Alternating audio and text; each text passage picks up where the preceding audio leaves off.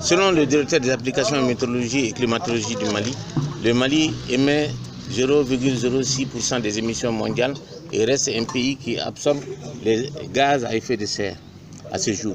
Cependant, au cours des 30 dernières années, la température a augmenté de 0,7% par rapport à 1951-1980 et la pluviométrie a diminué en moyenne de 6 à 36%, entraînant un déplacement des isoètes de 200 km vers le sud.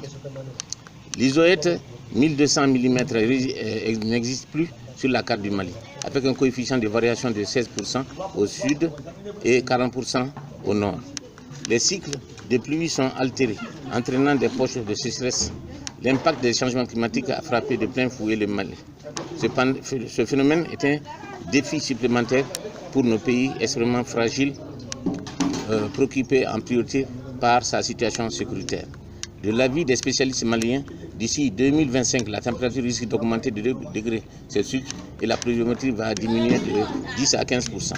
Toute chose qui peut engendrer un démarrage et une fin difficile de la saison des pluies, diminution de la longueur de la saison et de la production agricole, exode rural, migration humaine et animale.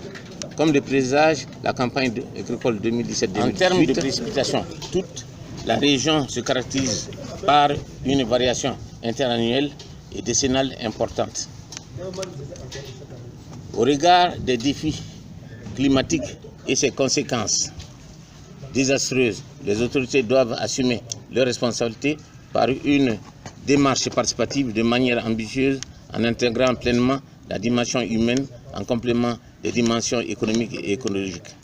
S'agissant de l'adaptation aux effets des changements climatiques, il est important de mettre en œuvre l'initiative africaine pour l'adaptation et l'initiative africaine pour l'agriculture qui reste très primordiale pour lutter contre les effets des changements climatiques.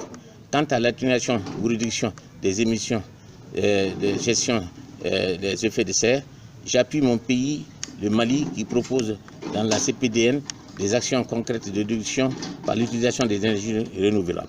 La réduction des engrais par l'utilisation des fumures organiques, le renforcement de la foresterie par les reboisements intensifs. Le Mali dispose d'énormes ressources naturelles pour pouvoir s'adapter au changement climatique. Une volonté politique et un environnement paisible sont indispensables pour implanter des panneaux solaires. Il existe un potentiel hydraulique, un potentiel important de biomasse et ouest. Il y a un potentiel considérable en énergie éolienne. On ne peut pas dissocier la question de la sécurité alimentaire de la problématique du dérèglement climatique. Cela relève également du développement rural, durable plutôt, et de l'efficacité de la lutte contre la pauvreté, l'a souligné le chef de l'État du Mali. Le soutien au système d'irrigation à petite échelle adapté au changement climatique apparaît comme une opportunité urgente d'adapter les techniques d'irrigation dans un contexte où les agriculteurs doivent faire face de plus en plus aux changements et risques climatiques. Cependant, pour affronter le changement climatique, il faut une volonté politique affichée, une assistance solide des pays de la sous-région pour limiter les effets de ce phénomène catastrophique sur ceux-ci. En outre, il faut une prise de conscience par rapport à ce phénomène. En ce qui concerne le cas spécifique des inégalités causées par le changement climatique, il convient de faire de la justice climatique une réalité partout en Afrique, comme l'a dit l'autre. Je vous remercie.